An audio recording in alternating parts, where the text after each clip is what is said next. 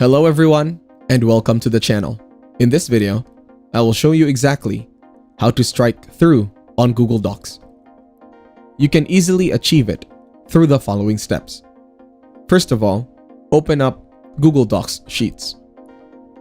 Once you get into your Google Docs sheet, navigate to the Format menu, and then select Text option. In the drop-down, you'll find the Strikethrough option. Click on it. Once selected, any text you type will now have a strikethrough applied to it. Then give it a try and type something on the sheet.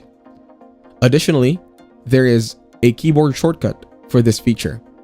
Press Alt-Shift-5 to apply or remove the strikethrough effect. If you enjoy this video, like it and share your comments or questions below.